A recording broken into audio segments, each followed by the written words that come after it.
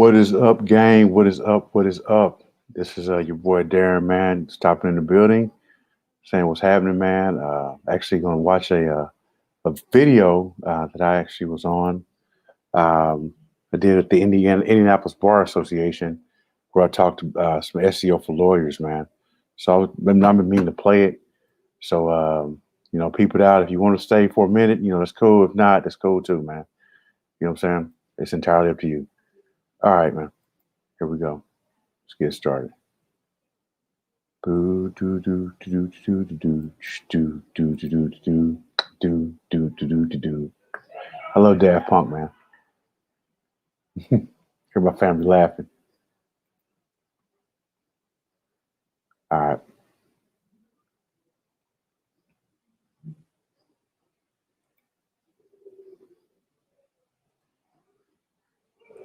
So anything outside. Start from the beginning.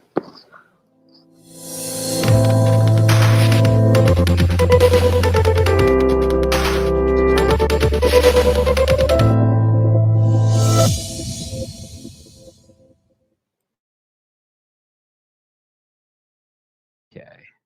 All right. Welcome, everybody. We're doing our weekly webinar for the Indy Bar's Practice Builder program, which happens every Wednesday at 2 p.m. I got a real treat for you today. You're not going to have to listen to me the whole time. Don't all clap at once. As usual, my name is Jared Correa, and I am a business management consultant for law firms. I have a company called Red Cave Law Firm Consulting, where I work with law firms to help them out with business management on a number of fronts: technology, marketing, financial management. Good news for you there is that Red Cave is a member benefit of the Indy Bar. So if you're an Indy Bar member, you can get a free consultation with me. Just go to the Practice Builder page to find out more information, or if you want, visit my own webpage, which is redcavelegal.com/Indy-bar. Don't forget the dash. I always do, but I got a special landing page for Indy Bar members. Now, as I said, we got a real treat today. You're not going to have to listen to me the whole time. We are talking today to Darren Marion, who runs Rattel SEO. Am I pronouncing it right, Rattel? Okay. That's right. Yeah. So Darren and I are just going to have a little conversation. And just in terms of housekeeping, everybody on the call who are not me and Darren are going to be muted. And we're doing that to reduce background noise. But if anybody has any questions, feel free to put those in the chat or the Q&A. Be happy to answer. This can be as interactive as possible. Darren is the expert on SEO, so he's going to help you out. So as I said, we're just going to have a conversation here today. Feel free to populate any questions in the chat that you want. So Darren, great talking with you today. We had a little pre-interview. I'm very excited to have this conversation. You've got like a super interesting background. You haven't always done SEO. You used to sell coffee. Right. In fact, do you want to tell people a little bit about like what you did before, how you started doing the SEO thing? Because I thought that was really interesting. Sure. Yeah, I was a coffee roaster, Darren's Coffee Company. I wanted to find a way to make people happy, and usually when people they drink coffee, that makes them happy. Well, when I first started off, I wanted to because I was a one-man operation. Really, I started out with a popcorn popper and a whisk and all that stuff. When I wanted to make myself look large, so I started to take digital marketing courses back then, just whatever I could find, social media management, SEO, all that stuff, blogging. And so I started to just do all that stuff. And before I knew it, I was getting interviews everywhere, and I blew my little coffee business up where I had a few shops. But I kind of was getting tired of coffee, and I really enjoyed the pubbing my business up part. So I started to ask other people, could I help them out for free? And eventually, when someone said, I hear some money for it, then I figured I had a business. So let me start Rattel. So nice. Do you have a favorite coffee? Just out of curiosity. I'm just interested to know. Yeah, Peruvian. All right, Peruvian coffee. All right, look at this, man. Like we got SEO tips, we got coffee tips. You got it all. So let's talk a little bit about SEO for it. So I've worked with attorneys for a long time. You've worked with attorneys for a long time. I think there are some definitional issues here. So I don't think a ton of attorneys like really know what SEO means. And then I've heard people referring to it more along the lines of SEM these days, so search engine marketing. So do you want to fill in a little bit of the background in terms of like, if you want to hire somebody to do SEO work for you, what are they actually going to be doing? Okay. So search engine is SEO is it stands for search engine optimization. So what we do in SEO is we optimize your website to give the optimal results for whatever query the search engine is requiring. So anything outside of that is not SEO. Right. So So that'd be more digital marketing, search engine marketing realm. gotcha. And you're focused exclusively on SEO. Yes. So how you rank on search Mhm. engines. Exactly. Traffic, all that stuff. Right. Right. And now most people are focused on Google, but are you looking at other search engines when you work with attorneys and law firms? Definitely. Okay. Definitely. Actually, all of them. So I want don't traffic know, from everywhere. Right. You want traffic from everywhere. So we got Google, we've got Mhm. Bing, which I think Yep. most people know about. Other options out there? Yeah. that you're- Yahoo, Yahoo. Yeah. Okay. Yahoo, Yandex, Facebook. So So yeah, any place where leads could be coming in, segregated by search. Okay, so let's delve into some meaty conversation. So right okay. before we started recording, right, you were telling me about a current debate in the Mhm. SEO community, meta Okay. tags. Yeah. Meta tags good, meta tags bad. So first of all, I think Right. let's talk about what meta tags are in the first Okay. place, and All then right. where do you sit on this debate? Okay. Well, it's kind of funny because I switched You switched yeah, sides recently. yeah, I switched sides recently. Test results. That's So okay. so I practice technical SEO, meaning that we test everything. Right. And we test everything through single variable testing. And we test it 2, 3, 5, 10, 15, 20 times. And if we think something's changed, then we test it again. Hmm. So meta tags are when you type in a query on Google and you see on that search page or wherever, on Bing or wherever, you see the search page, that information you see right beneath the title of your query. So as an example, if your query was criminal defense lawyer, Mhm. someone would have a criminal defense lawyer page. That information that would say, blah, blah, blah, criminal defense lawyer here, call this Right. number. Yep. That's the meta tag. So Google, now you can fill that information in. Yeah. All right. Right. But Right. Google That's will, information that you would produce as the website owner. exactly. You would produce a website on it. Or Google can grab that and grab whatever information from the page and it can serve up whatever information that Google thinks is important. Hmm. So where I stand on the debate is I like to dot every I and cross every T. So that's what SEO really is about. It is you don't leave anything unturned. So Gotcha. So you want to control the meta tags if you're working exactly. with a firm. So part of what you would do is counsel firms on, what to write in terms of meta tags, I'm assuming. Yes. And that's part of Exactly. the service. Yeah, Okay. exactly. We would create all that information. Gotcha. And then that's on the website and potentially on other landing pages or other platforms too, where you have control over those meta tags. Yes. Gotcha. All right. So there we go. Meta tags, control them. But Yeah. more to the point, I think one of the things we want to talk about today is the way to operate SEO is focus on local search, right? And I think this is particularly important for attorneys.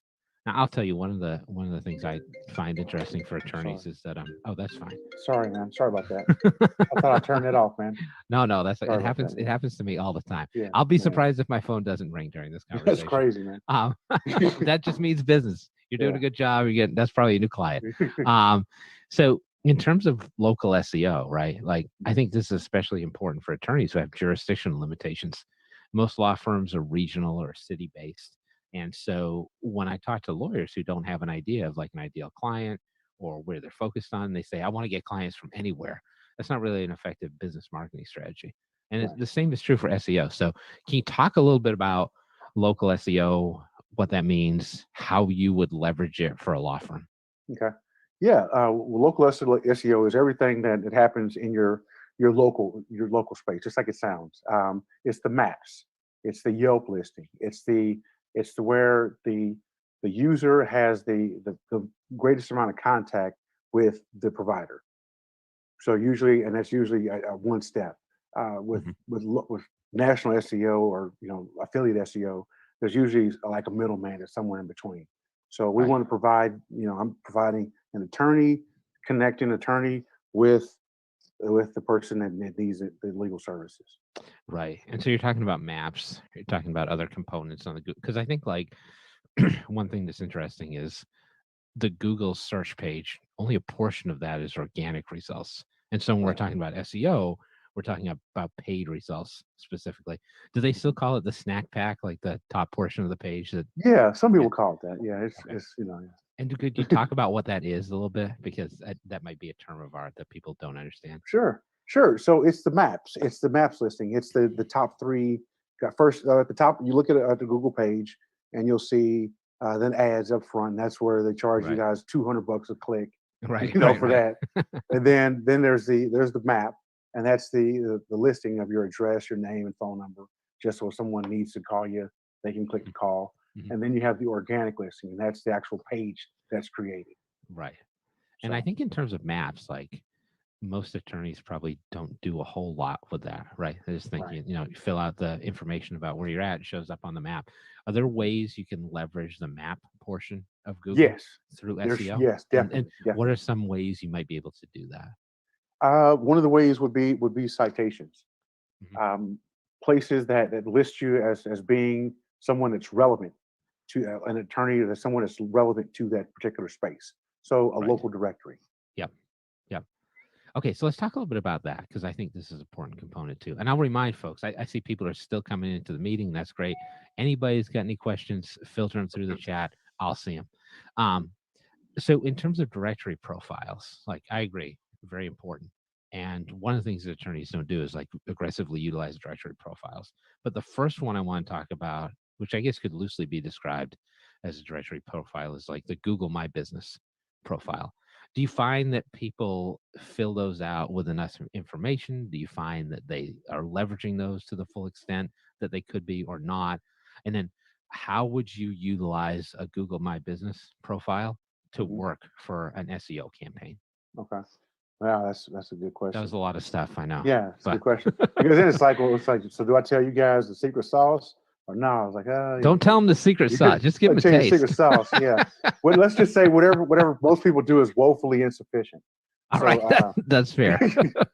so yeah, you want to make sure that you're giving as much information about your business as possible to get the Right. best results. So And I've talked with folks before about Google My Business and directory profiles generally. Like one of the things that I think is really important is like making sure you have the same name, address, and phone number across yep. all these profiles. And that's something that people screw up all the time, right?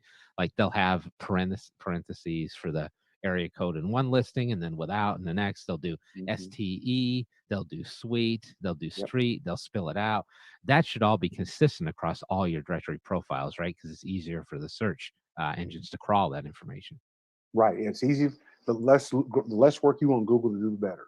So you want Right. Google to be able to That's a make good that way to look at it. association and say, all right, this person with STE is the same person with SUITE over here. So we need to connect them to this Google My Business profile.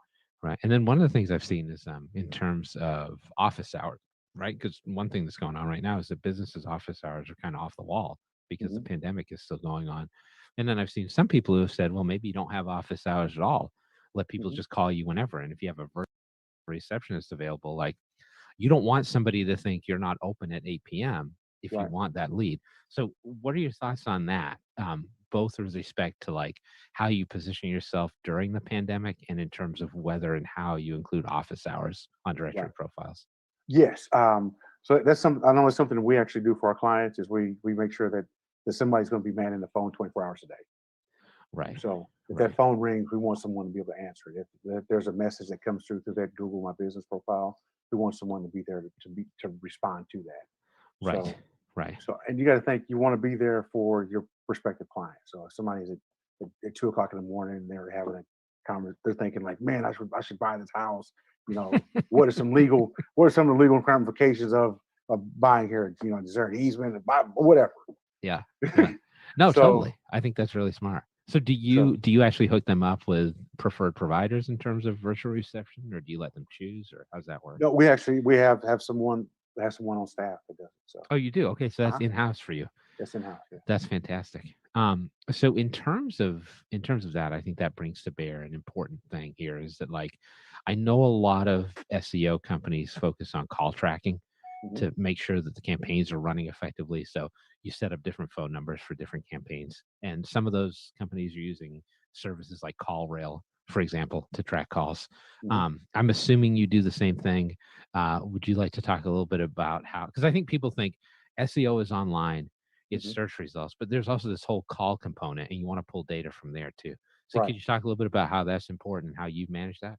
Sure. Sure. So what we do, a lot of times what we do is we'll have a number, a number that's called where so it rings and we can see where the call came from. So if we're doing an AdWords campaign or if we create a certain page for a certain campaign or even a certain site, we know that that call is coming direct there. Yep. So that's really, it's just something we want to track. We want to be able to track where our efforts are coming, what's bringing us the most amount of traffic, and then we're Right. going to go there. Right. That And answers the question. yeah, and I think the phone component of it is something that a lot of law firms don't necessarily understand. So let's talk a little bit about we talked about Google My Profile, Google My Business, but you want to have other directory profiles set up, right? The idea Right. is to have many of those because part of the reason you do that is you want to link to these verified companies so that Google knows this is a lawyer, this is a lawyer of some distinction. Yep. So when you talk to your clients, like, is there a set number of directory profiles that you look at them having? Are there certain directory profiles that you focus on? Like, what's the thought process that goes behind setting that up for the law Right. firm? Yeah, we look to have at least 100, Yeah. at least 100. Okay. And that's just, I mean, and that's And that's those a aren't all directory. legal specific, right? That No, could those be aren't all just legal generic specific. business listings Those too. are generic, exactly. But you want to watch out to see if they're too spammy. If there's somebody that accepts everyone, then you might not. That's the neighborhood you might not want to be in. Right. So that's something that you kind of you want to vet first before you put your name there. And do you find that those are different for different practice areas? Like if I was a personal injury attorney, would my 100 directory profiles look different than somebody who's like an estate planning attorney? Not terribly, no. Okay.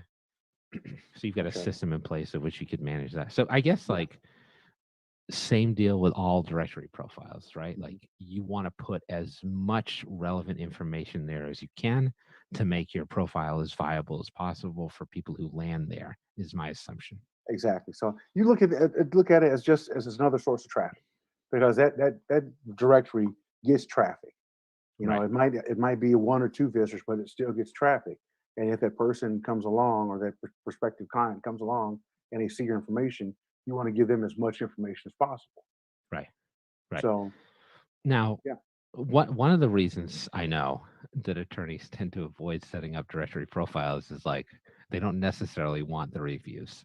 Mhm. Now, when you're an attorney and you get a negative review, I know I've talked to a lot of lawyers who are just like, if they get that 1-star review, that's Mhm. like blows up their whole world. Even if they have Yeah. like 500 5-star reviews, and Yeah. maybe it's not the worst thing in the world that you have a 1-star review, so it looks legitimate. Mhm. Um, how do you counsel lawyers on managing reviews? Let's say directory profile sites. Mhm. How can they build up that collection of reviews? And then what if they get a bad review? What do they do? Okay. Well, one of the things you do, one of the things we do for reviews is we have an auto generate, a couple of auto generate links. Right. So right there, as soon as when the client you just got them off a murder one, and it looks like they're about to be, they're free, and Right. you hand them phone and say, here, just click this link, and give me your review. And That's they're a ready great at time. that point. And Yeah. right time. Give me a 5-star all day. So that's you want to try to catch the client as soon as they can as they're ready to provide as they can provide their review. What's most convenient for them. Right. And So I think a lot of attorneys look at this and they say, that's a lot of work, right? I'm going to have to go out and request these reviews. But there are softwares that manage that, right? Do you want to talk a little bit exactly. about that? Yeah. Yeah. There's several softwares, and a lot of times there's just with link shorteners. I mean, Google gives you a link that says click here for the review, and it takes the person right to the review. Right. So if you have, there's Constant Contact, there's Mailchimp, there's a lot of just emailing softwares out there that you can send a blast an email to. Right. And when you're thinking about like, because, I tell a lot of attorneys, like, just Google yourself, Mhm. Google your firm. Because if you get personal referrals coming in, like, that's what they're going to do. Yeah, And you got to think of how that page is arrayed and think about how that page is arrayed using keywords too. Like, the more reviews you have there, that's another exactly, reason for people to turn over and use you. I think you're exactly. spot on as far as that's concerned. Yeah, Um, to tell your uh, clients to talk about what you did for them. right. Right. Mhm. So yeah, I think the review management part is something that can be handled via software, even though a lot of law firms don't do it that way. So it's great that you're focused on that. Um, so we're talking now a little bit about like outside forces. So stuff that a directory profile is not under your control outside of the fact that you can add information to it. Like people are going to be able to post what they want there. How about the website? How does the website come into play? And what tactics do you see people utilizing that are effective in terms of designing a website that is SEO friendly? Mhm. Um, honestly, I don't see in the legal space. I don't see a lot of people really doing what's necessary Okay. to give themselves the strongest amount of rankings, creating the actual the practice pages, and then supporting those pages. Right. Not building a site like a case. That's a good way to look at it. I think that's probably true. One thing I've noticed, and I'm interested in your feelings on this, is that a lot of attorneys on those practice area pages, they don't do a whole lot of work on narrative there. But Mhm. if you get the right keywords in there, if you make that look appealing, like not only is that effective when a client lands on your website, but that could be potentially useful in terms of SEO. Would you Yes. agree? And do you see room for improvement there for Yeah, attorneys? definitely. There needs to be room for improvement. There's always room for improvement. Yeah, the more information that you talk about what you do, give some specific examples, Right. link to specific cases. Um, that's the more specific that you are, the better Google, less work that Google has to do or the search engine has to do to match you up with that searcher. And we talked about reviews on directory profiles, but like it makes sense to have reviews on your website as well, also because that'll Yeah, flesh out what you do. why not? It's Right. additional content. Yeah. I mean, what I found is that like legal consumers, they can tell that an attorney is like generically good. You got an Mhm. award, you got a bio, you've got a website. They're okay. This person knows what they're doing. But legal consumers have very little idea of what the legal process looks like. Right. So I think if you fill in that information at the website, it can be really helpful for a Mhm. consumer trying to make a choice. Yeah, like how do I beat this case? Right. That's what they You want to know? know. And they don't want to know that you're like a super lawyer Yeah, necessarily. I mean, it's good. It's probably better than an average lawyer. yeah. But they Like don't your mom necessarily probably know. thinks you're a super lawyer. Right. Yeah. Exactly. So let me ask you about like because this doesn't exist in a vacuum. So you're not the one law firm in Indianapolis marketing. You've got Mhm. competitors. Right. So how do you advise people in terms of finding out information about what their competitors are doing Mhm. in search and then reacting based on that? Or do you think they should even react based on that or just do what they do regardless? So first point I would say like Mhm. if I was a PI attorney and I'm like, what are the other top 5 PI firms doing in terms of search optimization? Mhm. Could I find that information out? How valuable would that be? What are your thoughts on that? There's some things you could do that are valuable, but the thing is do you want to look like those? Is you want your practice to look like their practice? Because if you think about it, those practices, if they're doing all the same thing, they all look just alike. They're all going after the same fish in the same pond, and the same going after Right. the same stuff. So you really want to do what's specific to your practice, what makes you special, Mm. Mhm. because then you're going to be matched up with the best type of client that you're looking for. You might not be looking for the person that's shopping at Walmart. Just like Walmart, you have what's that place? Nordstrom's, and you have Walmart, right? My wife works in there. Right. Nordstrom and Right. Walmart, they're not going after the same customer. Right. Right. S- So So it helps to know what your target client is before you even exactly, have any of these discussions. exactly. And What kind of questions do you want to answer? right, allow you to differentiate yourself a little bit. So given that that's the case, like I'm sure it would be helpful to know what other attorneys in the area are doing in terms of search. And then it sounds like the main advice is to figure out a way that you're going to resonate with potential clients on your own. Um, if you find out information about how somebody else is managing their SEO, are there strategy moves you could make to counteract that? Like if you talked about that with law firms, how do you Yes, manage that? yes, yeah. Okay. Oh, yeah. Great question. So yeah, we'll look at what a lot of what the other competition is doing, and then I'll know what's trending. Right. So we can That look makes at sense. search volumes. We can look at what keywords a website is ranking for, Mhm. and we can see how well that practice is doing. And we can see how many. So let's say an example: if a practice is ranking for 1,000 keywords related to DUI, and we see that this is trending, then we can see that DUIs in areas are trending, and so there Right. might be something that we want to target after. We want to create a content strategy around getting a DUI client. Right. So you could use that in a number of applications, not just in terms of SEO, but let's say a firm wanted to write more blog posts about DUI because that's a practice area they haven't exploited yet. They could use that business intelligence to do that. Exactly. And then, Exactly. so this leads into a conversation of like how you manage the data, because a lot of attorneys make ad hoc decisions about their Mhm, practices. They're just going on gut feelings and guessing in what mhm, direction they want to go. My personal preference is it's far better to make data driven decisions. And one of the ways you pull data from SEO campaigns is using Google Analytics. mhm. So let me ask you about that. Can you talk a little bit about what Google Analytics is, how you use it, and also how you use it in conjunction with the law firms that you work with? Okay. Yeah, sure. So Google Analytics is a free tool that Google has, and it allows you to track user experience on your overall site. How people get to your site? What words are they typing in to get to your site?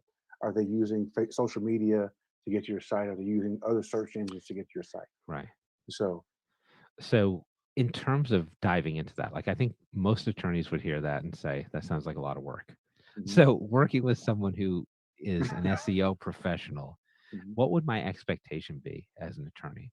Okay, I mean, of course, if you had an account, you just look at it, right, and try to right. analyze it yourself. But like, Mhm. do you do monthly meetings with people? Do you generate reports? Like, how do you unpack that information